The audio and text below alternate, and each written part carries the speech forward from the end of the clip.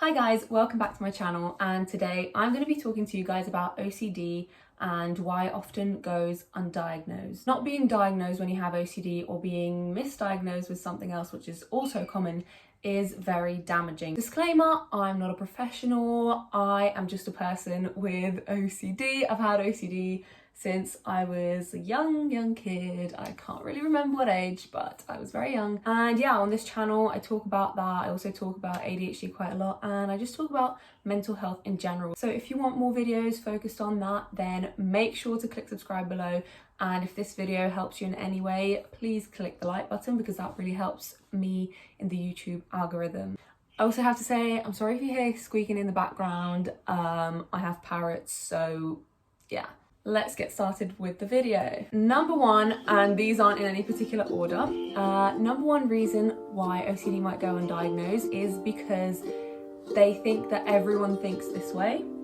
So I was definitely one of those people, especially when I was young, especially when my OCD started off with things like, if I step in the cracks in the pavement, then the devil's gonna get me. Or if I don't wait 2 seconds before I put this in the bin, then I'm gonna have a bad day tomorrow. It was things like that, and because it was, you know, just in my brain, I just thought everyone thinks like that. I don't know. But yes, not everyone thinks like that, and we really do have to educate people more on this stuff and on mental health in general. So that's number one, thinking that everyone thinks this way. You know, someone might go undiagnosed for their whole life, and if you're educated on this and you sit down with a friend and you talk to them and they're like, you know, I think like this, and every time I take a sip from a cup without counting to 10 first, I feel like I'm gonna die tomorrow. You know, if someone opens up to you like that and you're educated on the topic, you can actually help and say, maybe, you know what, maybe you should go tell the doctor about that. So yeah, moving on to my next point. Another reason OCD might go undiagnosed is because it gets misdiagnosed. So for me, it took me a long time to get diagnosed with OCD. Even when I was trying, I kept getting diagnosed with anxiety and depression and phobias, but never OCD. Earlier this year, a doctor referred me to a psychosis clinic because she thought I had, what was it?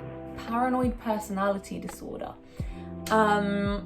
So I just think what we need is more mental health services. You can't really go to a GP here, well, at least not my GPs, like they're not very, I'm not gonna say qualified, they don't really specialize in mental health.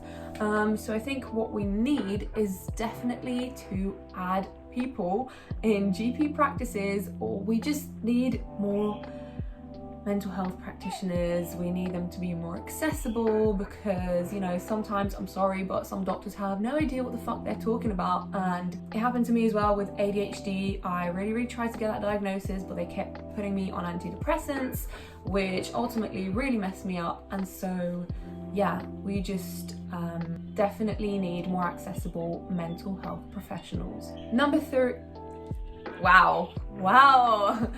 Number three, another reason someone might fly under the radar with OCD is living in an unsupportive household, abuse, gaslighting, bad situations like that might be really incredibly hard to get a diagnosis. I will put some useful links about OCD in the description, and I'm also going to put some amazing Instagram accounts that I've found recently that have really helped me deal with my OCD. If you're not able to get the medical help you need, then at least you can find a community online that understands you and that can give you helpful tips and advice.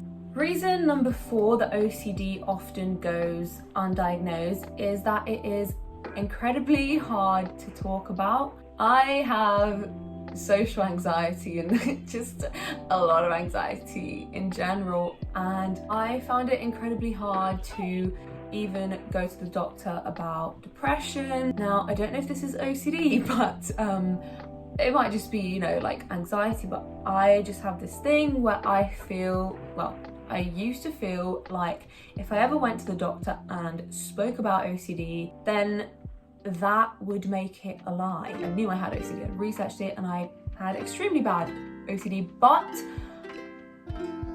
I just thought that if I go to the doctor and speak about it, that will make it not true, and the doctor will be able to tell that I'm lying. And that is probably a result of all the gaslighting.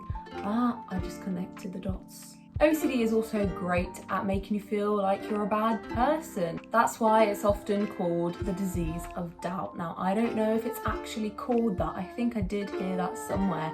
I think it's called the disease of doubt. It can make you feel like you've done something that you haven't. It can create false memories. In OCD, you ruminate so much about things that have happened that, you can start to twist things and feel like you're a bad person. Specifically, harm OCD can make you feel like one day you might hurt someone or you might stab someone, and POCD can make you feel like you're a paedophile. So with something like that, it is incredibly hard to talk about, and it feels like a risk, and I think in some cases it is a risk because I have heard stories where people have gone to the doctor about POCD and the doctor has not, understood that this is OCD and thought that this person was actually a paedophile. And so we really need to educate people on this because people are struggling and it's OCD. And if I have to say this in every video, then I fucking will. For me, I think the reason I had this thing of if I speak about it, then the doctor's going to think I'm lying, I think is, number one, the gaslighting. When I was younger, I was always accused of doing things I haven't done and always accused of taking things that I haven't taken. But I think another reason for it was that the, anxiety, OCD is a defense mechanism. Your brain thinks it's keeping you safe. OCD thinks it's keeping you safe by doing these, compulsions, but it's not, and you have to remember it is OCD. It's not you. Your OCD intrusive thoughts are not reality. They are not. And the last, but definitely not least reason that someone might go undiagnosed with OCD is that not everyone has access to healthcare. And not everyone has access to mental health care, because mental health care is even harder is even harder to access than regular healthcare. Thank you so much for watching this video. I hope that it enlightened you, helped you in some way. If you're someone who doesn't struggle with OCD, but maybe, people around you that struggle with it, or maybe you don't know anyone but now you're just aware with it, that's great. And if you're someone with OCD, maybe you related to this video a little bit, and if you're interested in this kind of stuff, like I said in the beginning, I hope you join me and subscribe down below. Let me know if you have any requests for videos, anything in particular you want me to talk about. And yeah, thank you so much for watching, and I'll see you guys in my next video.